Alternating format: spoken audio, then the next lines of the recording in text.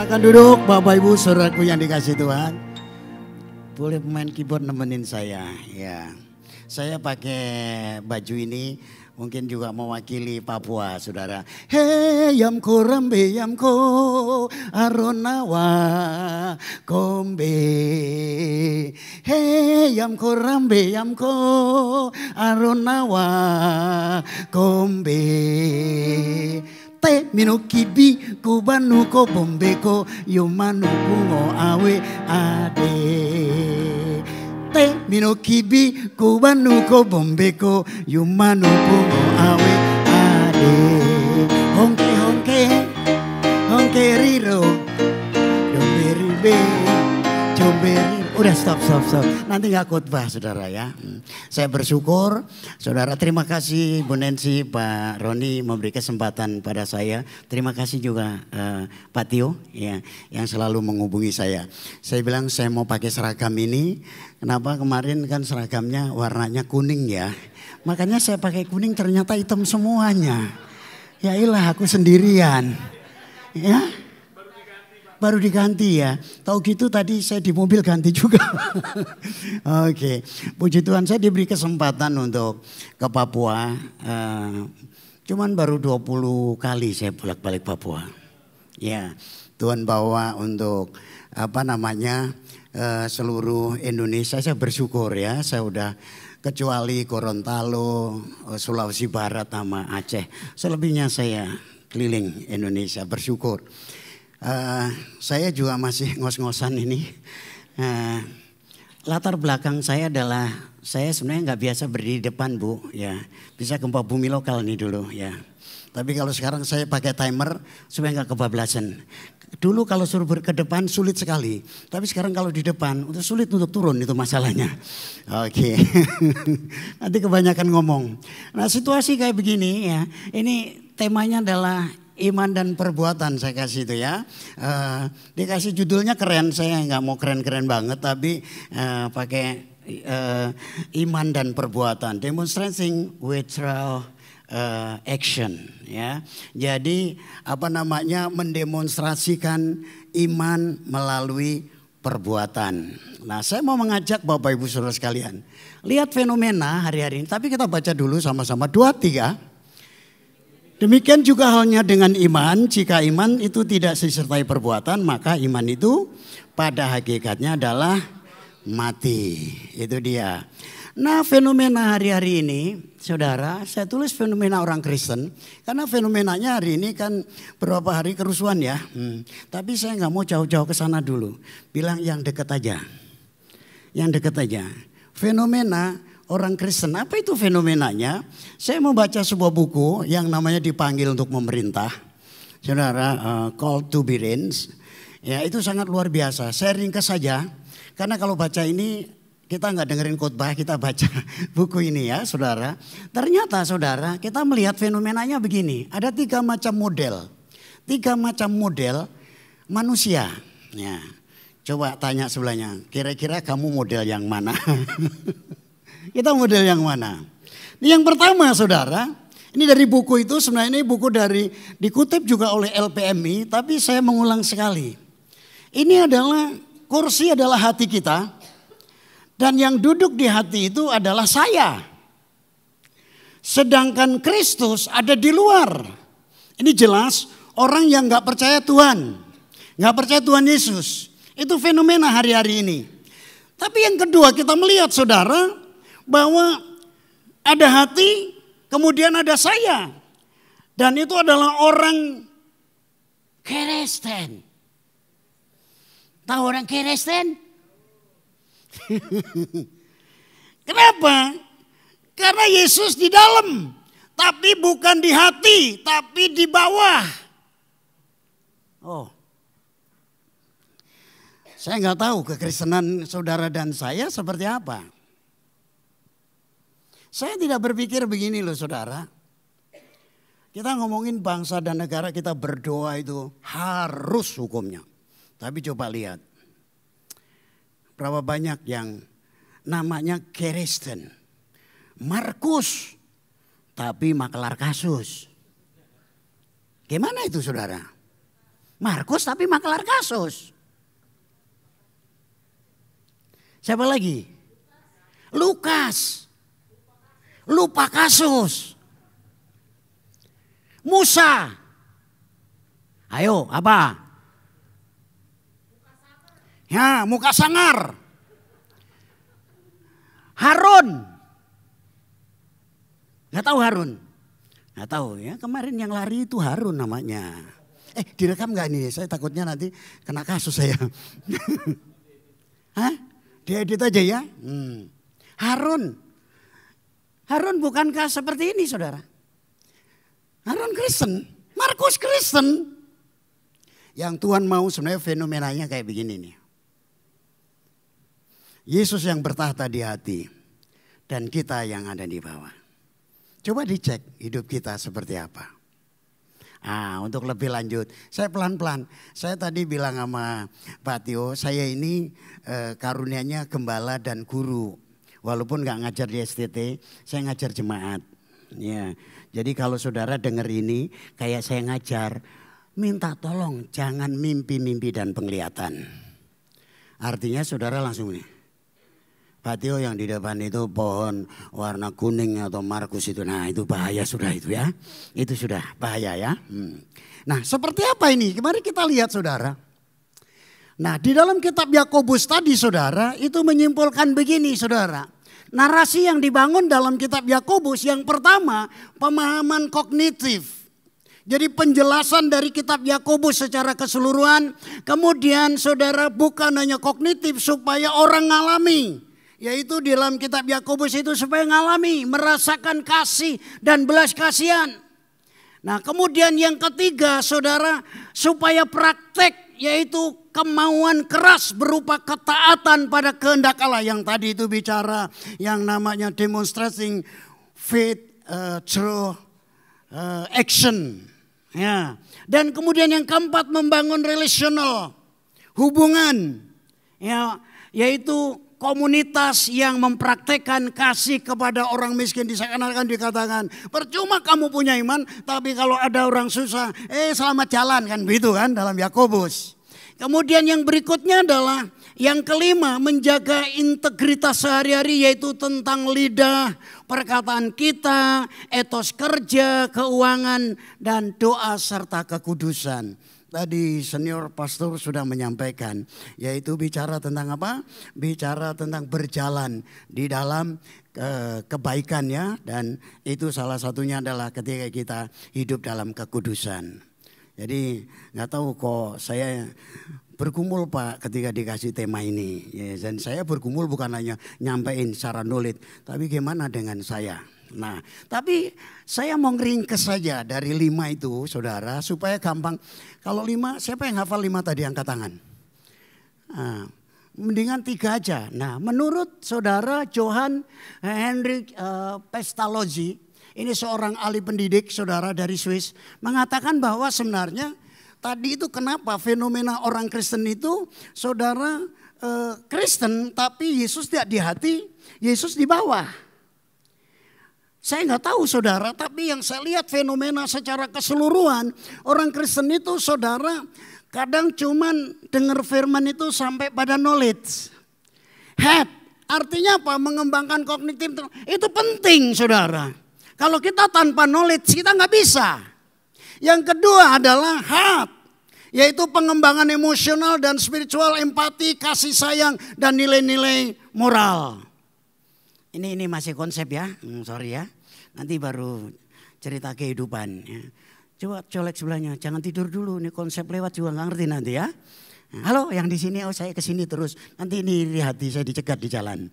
Ya, saudara. Yang ketiga, hand, pengembangan keterampilan dan kemampuan praktis. Ini seorang pendidik, dia bilang begini. Ketika anak didik itu tiga-tiganya ini dapat, itu makanya anak itu begini. Saya tidak berkata tentang Indonesia yang kurang bagus. Berapa banyak di Indonesia itu ada orang pinter.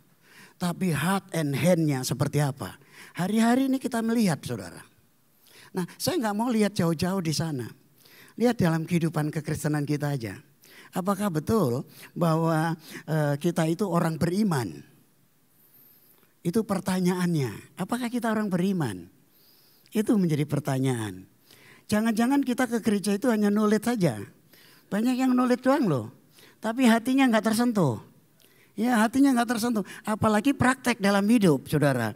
Berapa tadi saya bilang ada namanya Markus, ada namanya Lukas, ada namanya Harun, ada namanya Immanuel Ebenezer. Sorry. Kira-kira praktek firman enggak? Nah, inilah tugas kami, tugas saudara sebagai orang percaya untuk ini, saudara. Makanya pesta loji ini, saudara, menginginkan anak didik dari PAUD sampai dengan perguruan tinggi S1, S2, S3, saudara, itu mengalami ini. Jangan sampai saudara pinter tetapi tidak melakukan firman. Ngeri loh, saudara. Jangan jauh-jauh ke sana. Tugas kita adalah berdoa. Kita untuk mendoakan supaya bangsa negara ini menjadi lebih baik. Tapi panggilan kita yang paling utama adalah bagaimana kita mempraktekkan iman yang disertai dengan perbuatan. Amin, saudara? Itu dia. Nah, saya pelan-pelan ya, saudara. Tadi kembali saya kepada Yakobus pasal 2 ayat 17. Di sana dikatakan demikian juga halnya dengan iman. Jika iman itu tidak disertai perbuatan, maka iman itu pada hakikatnya mati. Bicara iman di sini bukan memiliki iman, tetapi yang dimaksudkan dalam Yakobus itu kita itu seorang percaya adalah orang beriman, gitu loh. Ngerti ya, saudara ya? Kalau nggak ngerti saya ulangi lagi. Jadi bukan hanya beriman, sakit, beriman, dalam nama Yesus sembuh, bukan itu. Tapi iman itu seperti dalam kitab Kisah Rasul, mereka disebut Kristen. Itulah, iman itu begitu. Kenapa mereka disebut Christian? Karena mereka mengikuti pribadi yang beberapa waktu lalu kayaknya persis yang dilakukan oleh komunitas ini. Makanya disebut Kristen. Ya, Kristen. Saudara. Halo? Jadi Kristen yang dimaksudkan, iman yang dimaksudkan bukan bicara soal iman satu item, sakit percaya sembuh. Tapi menyangkut kehidupan orang percaya sebagai orang beriman. Haleluya. Oke. Itulah sebabnya kenapa saudara saya menulis ini tidak menjadi pelaku firman sekarang. Kenapa? Karena saya mau lihat ini, perlihatkan ini. Ini adalah orang Kristen, tapi tidak menaruh mahkota sang raja itu duduk di hati kita. Makanya saudara, ketika dia menjalani kehidupan, saudara, perhatikan. Sampai pada head doang. Berapa banyak saudara, orang cuman pinter doang. Jadi Kristen gak jadi pelaku. Ya. Makanya saudara, kalau cuman head saja, kita itu nanti jadi omongan banyak orang. Tadi omongan tadi itu sama Pak Tio, itu omongan beda ya. Tapi omongan, kok Kristen kok begitu? Saya mau beritahu saudara. Kalau kita tidak mengalami Kristus dalam hidup kita, Yesus di dalam hati kita, maka saudara, Kristen itu hanya sekedar tempelan. Sekedar apa saudara? Termasuk saya, namanya dulu waktu saya lahir diberi nama Nasib. Kasihan tuh nasibnya. Akhirnya dikasih ke orang, dirubah nama saya. Jadi Sunarto. Wong Jowo. Habis gitu saudara sakit gak sembuh-sembuh. Dikasih nama Sudarji. Su Indah Dar itu lahir. Ji satu-satunya orang di bumi. Dan memang gak ada orang ada saya kan ya. Tahun 79 kami percaya Yesus. Dibaptis. Dan nama saya oleh pendeta saya dikasih nama Markus. Markus sah dari surga. Dan Sudarji. Makanya orang panggil saya Darji. Markusnya dilupakan. Makanya supaya sah menurut bangsa dan negara ini. Saya pergi ke pengadilan. Namaku sah Markus Sudarji. Oh bulat. Bulat ya. Saya cerita ke sini, tadi saya mau ngomong apa ya, lupa saya.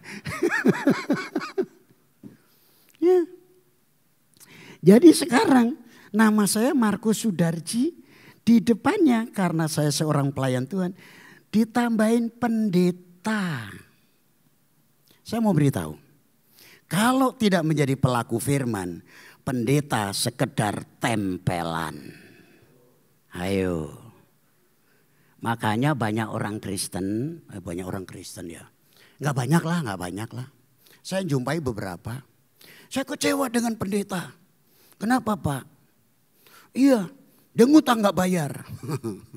Pendeta dibawa-bawa.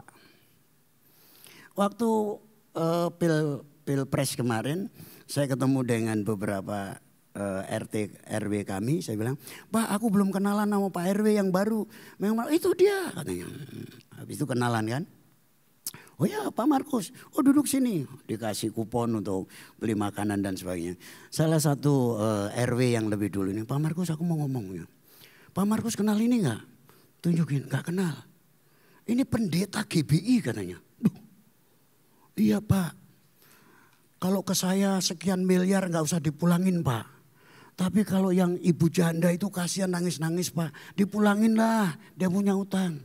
Saudara, pendeta. Saya bilang sama jemaat, pendeta itu tempelan. Kalau nggak lakukan firman. Kok semua pada diem ya?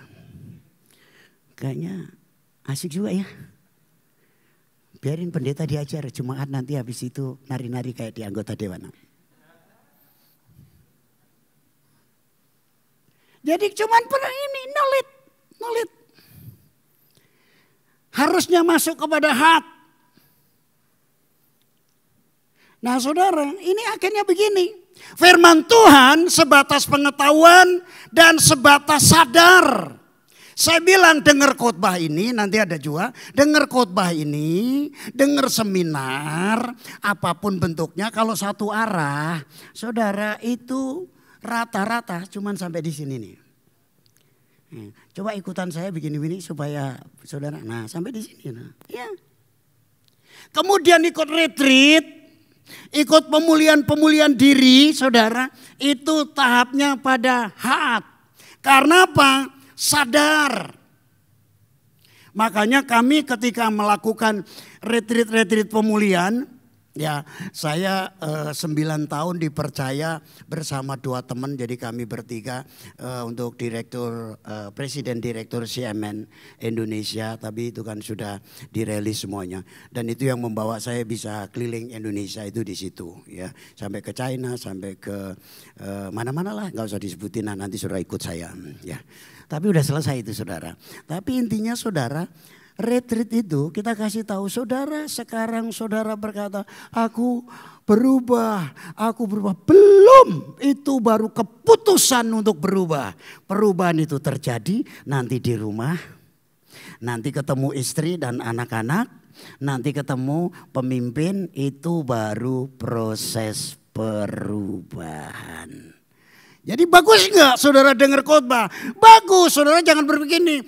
Pak Markus bilang dengar khotbah cuman head.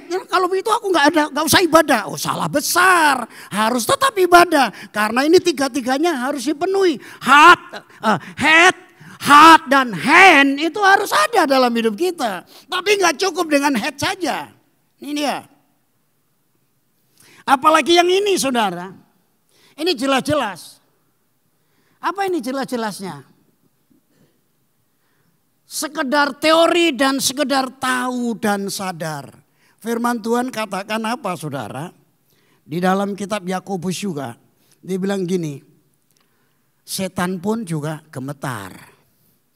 Setan gemetar. Tapi setan jadi pelaku firman enggak? Ya, bilang sebelahnya, kamu bukan setan lah. Nanti kalau ku bilang saudara setan, saya nggak bisa pulang. Nanti saudara gebukin saya. Setan aja bisa ngaku itu dalam kitab Yakobus, betul kan? Iya. Orang tidak percaya, oh Tuhan Yesus ya, oh ya. Nah akibatnya begini nih saudara. Ini akibatnya kayak begini. Tidak bertuhankan Kristus, tetapi bertuhankan diri sendiri. Nah saudara, dua-duanya ini mirip. Halo? Dua-duanya ini apa? Mirip. Coba lihat sebelahnya. Lihat sebelahnya. Bilang, kamu enggak seperti itu. Amin. Saudara enggak seperti itu. Amin. Kita enggak seperti itu. Ya. Kita tidak seperti ini. Makanya saudara, jadi orang Kristen kata firman Tuhan tadi apa? Kalau kita tidak menjadi iman tanpa perbuatan, maka iman itu pada hakikatnya mati. Tadi pagi saya baca King's Word dan kemudian saya juga baca yang dikirim oleh Pak Gembala saudara, Pak Roni. Dia rajin kirim ke saya dan saya bisa bertemu dengan baik. Di kantong saya ada apa ya? Oh, ada duit 5.000. Saya ngambil ngutip yang tadi pagi. Bahwa iman dan perbuatan adalah dua sisi yang tidak bisa dipisahkan. Ini berapa? Kelihatan? Uang berapa ini? 5 goceng. Ini asli loh. Bukti asli. Depan belakang ada gambarnya. Dan ini masih agak ya nggak baru banget lah. Ini asli. Saudara, kalau saudara diberi uang 1 miliar 5.000.000, kalau saya mau, saudara mau nggak? Tapi gambarnya cuma sebelah. Gimana? Gambarnya cuma sebelah. Mau Pak? Nggak mau ya? Kenapa? Gambarnya sebelah 1 miliar. Sebelah doang. Kenapa nggak mau? Nggak sah. Tanya sebelahnya, Kristenmu iman dan perbuatan berlaku apa enggak? Kalau enggak berlaku, bilang sebelahnya, enggak sah. Ini kata pemain musik. Enggak sah. Halo? Bilang sebelahnya, jangan tidur dulu, tenang. Masih lama. Selain enggak sah apa saudara? Kalau gambarnya cuma sebelah. Enggak laku. Kenapa banyak orang percaya, namanya ngaku orang percaya, orang Kristen, hidupnya enggak laku saudara. Kristen tapi enggak jadi berkat, namanya enggak laku. Yang lebih keren lagi, kalau cuma sebelah, enggak asli, artinya palsu. Coba lihat lagi sebelahnya, kamu kayaknya Kristen asli ya, enggak palsu ya. Haleluya. Haleluya. Bilang sebelahnya, khotbahnya pelan-pelan, yang penting habis ini lapar kita makan. Asik. Siapa yang mau uang ini? Boleh angkat tangan? Hah? Gak mau. Siapa yang mau ini 100.000? Ayo maju cepat, maju cepat.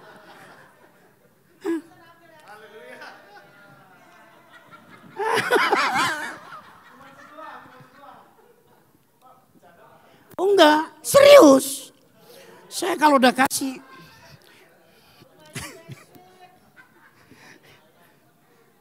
Yang 5.000 mau? Ayo sini nih. Ya walaupun nanti tak tambahin ya. Nanti tak tambahin, serius tak tambahin. Gitu ya? Oh gitu? Wah. Enggak. Satu hari saudara, saya ikut sebuah kelas pemuridan. Dari tahun 2011, 2012, saya sampai 2017. Setiap hari Sabtu, saya dengan istri dengan anak itu datang ke situ dimuridkan. Sampai satu titik, ketua yayasan ini ngelihat saya. Dia bilang ini, Pak Markus ikut ngajar. Ketika ada retreat ada apa suruh ikut ngajar. Kemudian Bapak ini cocok katanya. Nah saya pernah menyampaikan firman Tuhan di saat wisuda. Saya diminta. Saya bilang enggak lah, Saya nggak usah lah, saya biarin aja. Saya seperti ini, aku mau mempraktekkan nilai-nilai karena aku kan baru berapa tahun ya, 2012, 2013, 2014 itu udah diminta. Saya nggak mau 2015, 2017. Di antara tahun itu kan bikin camp. Nah di camp itu pakai namanya yayasan ini punya tempat. Saya daftar di situ sebagai volunteer. Saya daftar sebagai volunteer dan semua pada bilang, Pak Markus kok volunteer? Pak Markus bisa ngajar. Itu kan. Gimana saya nggak akhirnya besar kepala digituin ya. Biasanya kan gitu ya, disanjung-sanjung itu besar kepala. Hidungnya langsung begini-begini ya kan. Kupingnya langsung gerak-gerak begini. Tapi saya enggak. Saya bilang saya cukup ikut membantu melayani. Dan saudara selama 10 hari itu saya membereskan dormitory, kamar, diberesin kayak hotel gitulah istilahnya, kayak pelayan hotel ya, bersihin semuanya. Kemudian waktu siang makan di resto, ya resto buatan sendiri, itu ngelipet-ngelipetin sapu tangan segala macem. Kemudian nyapu ngepel, saya nyapu ngepel. Kemudian ngangkutin piring yang kotor dibawa, tapi saya nggak nyuci piring, ada yang bagian nyuci, saudara. Dan saya diingatkan Tuhan bicara tentang iman disertai perbuatan, saudara. Nah saat itu setiap ruangan itu ada dispenser, ada galon. Nah karena di tempat terbuka, saudara, itu galon harus dilap bersih. Dilap bersih, karena kan biasanya diangkat-angkat itu kan ada sedikit debu segala macam, dilap bersih. Saudara tahu nggak? Tuhan itu berbicara secara di hati saya itu yang membuat saya nangis. Ketika saya bersihin galon itu, tiba-tiba Tuhan itu seperti berbicara gini. Apakah engkau ketika membersihkan galon itu sama seperti engkau membersihkan galon yang ada di rumah? Saya nangis. Kenapa saya nangis? Saya di tempat umum, yang ada pemimpin itu saya bersihin galon begitu rupa, saudara. Tetapi ketika di rumah, istri bilang gini, Pak, air habis, galon Pak. Jawaban saya apa? Tar.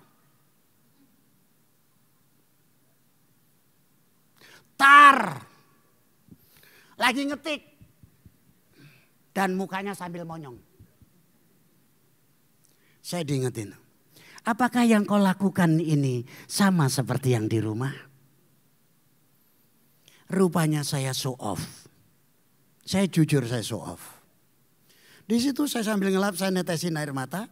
Kemudian ada beberapa yang juga kerja di situ. Dia bilang, Pak Markus kenapa? Oh enggak. Saya enggak cerita namanya, tapi Tuhan itu bicara gitu. Berapa banyak saudara, enggak banyak, Markus saja melakukan kemunafikan. Melakukan kemunafikan. Kenapa? Pura-pura jadi pelaku firman. Padahal tidak. Ngeri saudara. Saya bilang Tuhan ampuni saya Tuhan. Ampuni saya Tuhan. Boleh angkat musik. Makanya saya akan bersaing dengan Pak Roni. Akan menyanyi. Dunia ini panggung sandiwara. Ceritanya mudah berubah. Ketinggian. Dunia ini panggung sandiwara. Ceritanya mudah berubah. Kisah Mahabharata atau tragedi dari Yunani. Musik dulu. Setiap kita, gimana? Betul. Setiap kita dapat satu peranan yang harus kita mainkan. Ada peran wajar, ada peran berpura-pura. Sama-sama. Mengapa kita bersama? gereja atau kita apaan ini saudara? Ya, saya diingatkan tentang itu. Aduh Tuhan, ampuni saya Tuhan. Ternyata aku show off. Banyak orang pada bilang, tahu saya, Pak Markus kan pembicara. Pak Markus ini kan gini, kenapa mau nyapu? Jujur saudara. Di hati kecil ini pasti siapa sih yang gak mau disanjung? Tapi ketika saya ngelap galon itu saya diingetin. Apakah kamu melakukan ini sama seperti kamu melakukan di rumah? Wow.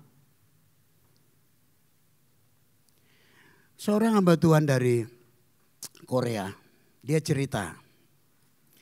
Pada waktu, ini untuk pendeta dulu ya, Ibu Nancy ya.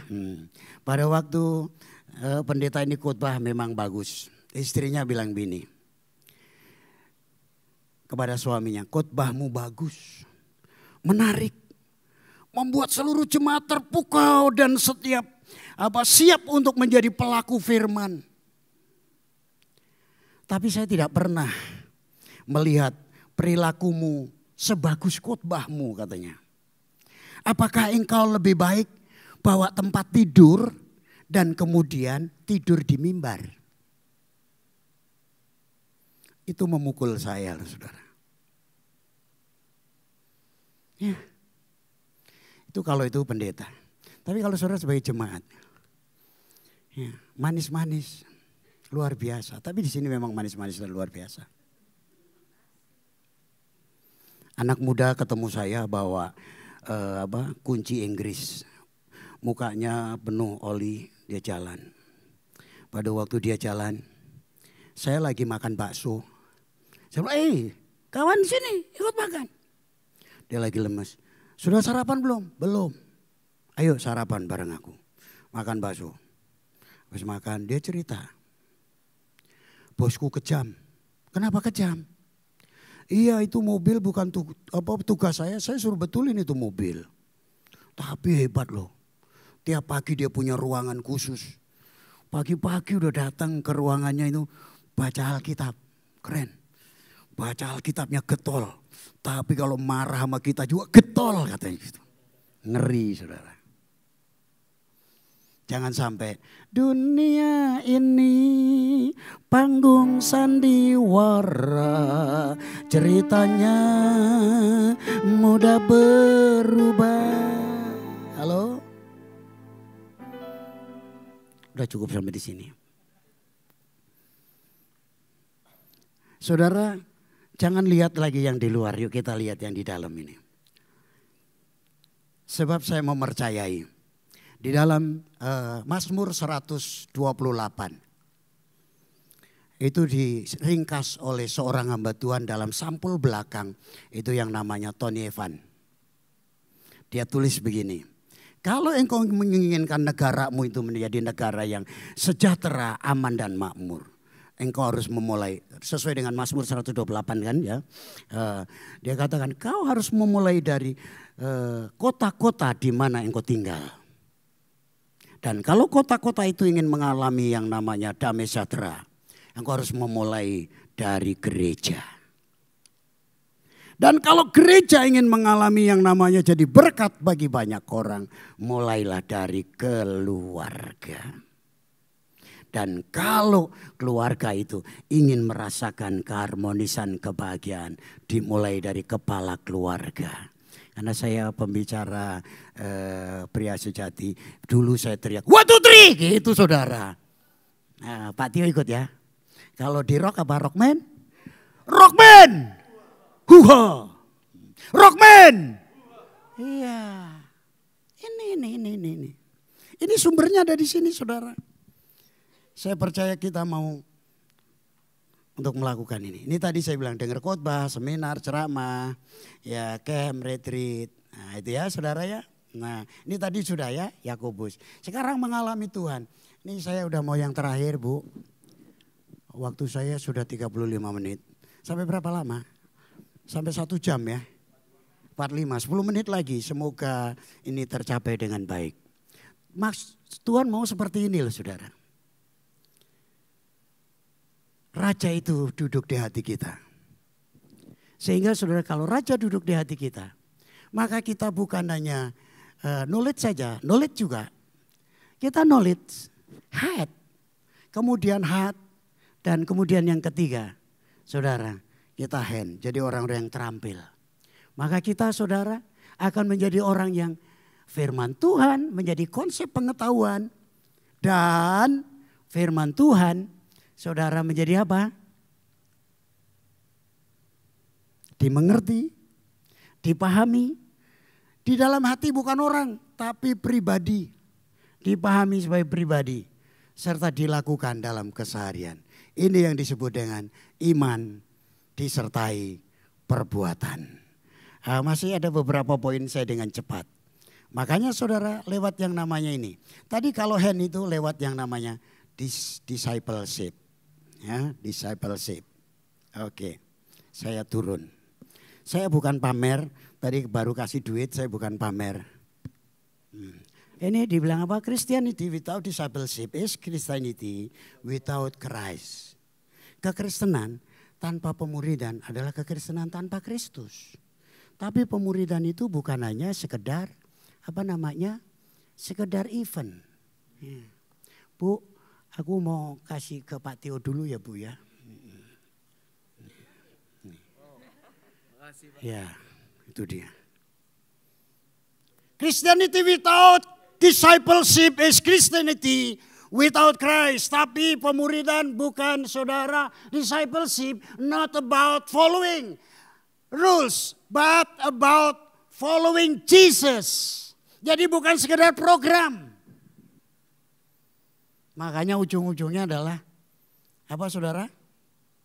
Pemuridan. Makanya ketika saudara dengar firman, ini dia. Ini menurut Count of Experience, teori dari kerucut Edgar Dill. Ini dia. Saudara dengar khotbah itu 5%, ini dengar khotbah pulang. Saudara nggak ngapa-ngapain, 5%. Minggu depan hilang. Saudara ingatnya apa saya khotbah? Kemeja kuning dan duit doang. 5% saudara, serius. Makanya saudara perlu hand. Ini dia, ini hasil penelitian. Ini menurut teori kerucut Edgar Dill. Herman Ebbinghaus itu namanya kurva lupa. Tadi Lukas, lupa kasus. Ini dia. Kebenaran 30%. Menurut Cerca Meherbian itu saudara 30%. Tapi dalam beberapa minggu akan menguap, hilang. Ya. Makanya saudara nggak cukup ibadah cuman hari Minggu saja tanpa ada namanya aktivitas komunitas sel dan pemuridan. Kalau perlu sekolah di STT Kingdom. Wah saya promosi nih dapat komisi ya lah. Ya perlu Pak. Nih kelompok diskusi pemuridan praktek langsung saling mengajar 90%. Makanya kemarin saya senang sekali ikut yang namanya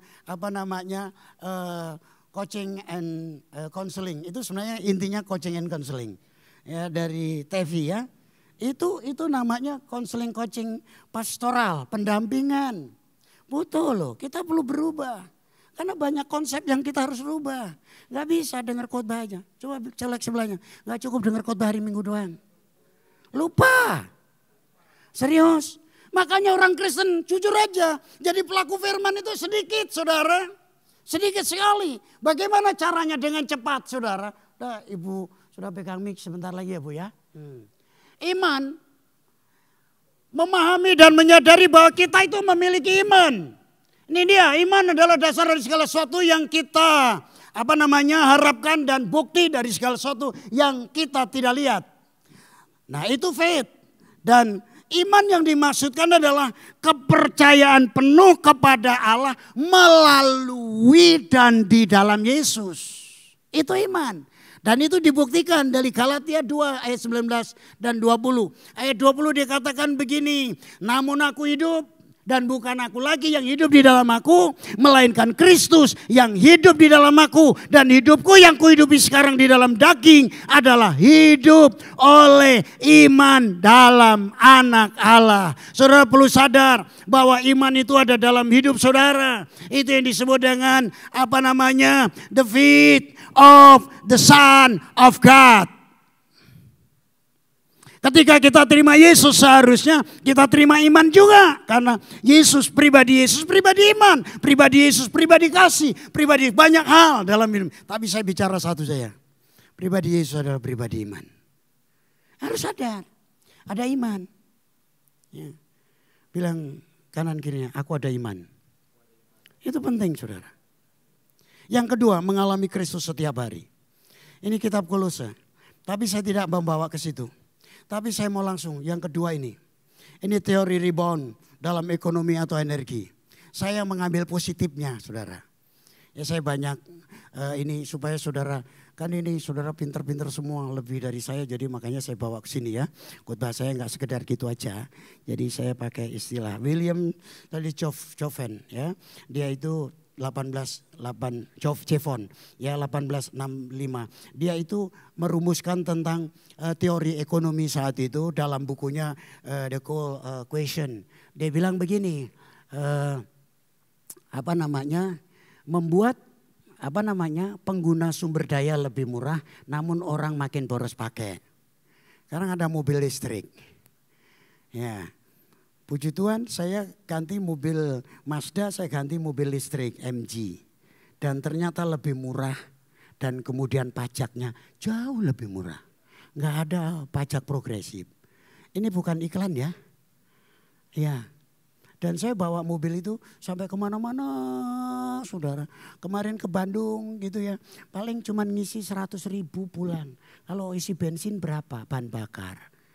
Ya, murah ya. Tapi saya khotbah ini saya juga akan promosi tentang itu ya Pak ya. Pak Erwin, ada Pak Erwin ya. Halo Pak. Ya. Itu dia. Nah saya saya mengambil ini saudara. Saya maunya begini loh saudara. Kehidupan kekristenan kita itu kenapa enggak jadi pelaku firman dengan baik? Seharusnya percaya Yesus itu ada progres terus menerus menjadi pelaku firman otomatis sebenarnya. Kalau tadi kita menyadari yang pertama. Kenapa mengikut Yesus biasanya semangat. Akhirnya apa saudara? Turun. Ya kan? Makanya perlu ada rebound tadi. Saya istilahnya pakai rebound. Salah benar tolong dikoreksi ya Pak ya. Nanti jangan dikoreksi waktu saya khotbah. Waktu saya pulang saja dikoreksi. Ini rebound. Artinya ada pengungkitnya. Apa itu saudara pengungkitnya saudara? Ini kan naik lagi kalau tadi. Ini kan turun. Naik lagi. Sampai kapan? Sampai Tuhan Yesus datang. Makanya perlu saudara yang kedua ini setelah menyadari yang pertama ada Yesus di dalam kita, ada iman dalam hidup kita. Makanya saudara kita perlu punya persekutuan dengan Allah. Itu yang pertama.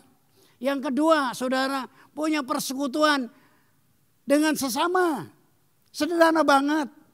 Pak udah Pak ini dilakukan oke. Tapi persekutuan dengan Allah ini apa? Lewat quiet time. Quiet time.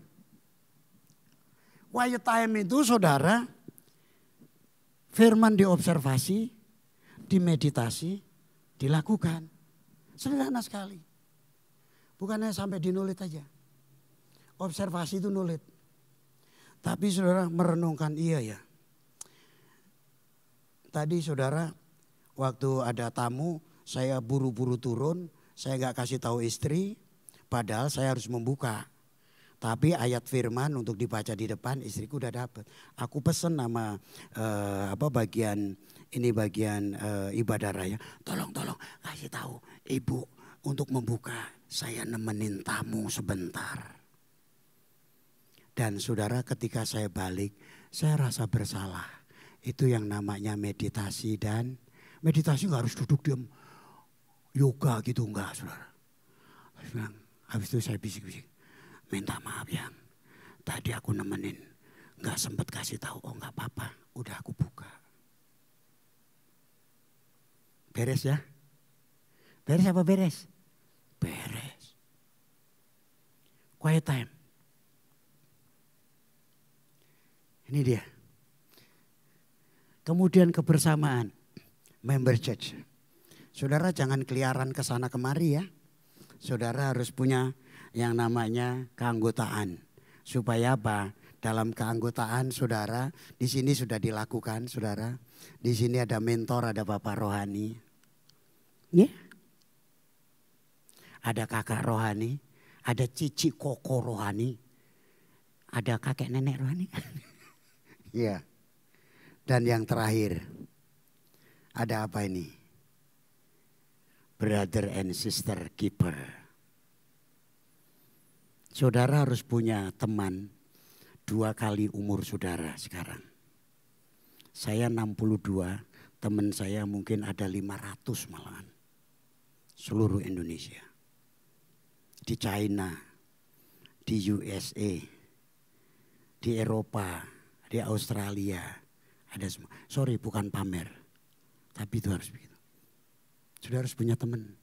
Jangan lonely. Kemarin kan dibahas ya lonely ya. Siapa di sini lonely? Lonely. Jangan. Kalau kita mau menjadi pelaku firman Tuhan. Haleluya. Udah selesai Bu. Boleh maju Bu ya. Udah selesai aku ya. Oke. Mau nyanyi apa enggak? Nyanyi ya. Enggak usah lah. Ayo Bu. Kesimpulannya. Wujud iman dalam tindakan. Perlukan firman Tuhan yang sekedar menjadi pengetahuan, menyadari penting firman Tuhan itu saudara melainkan perlu diwujud nyatakan. Membangun persekutuan dengan Tuhan dan sesama adalah cara kita untuk mewujudkan iman menjadi kenyataan. Do it for the glory of the Lord. Thank you. God bless you.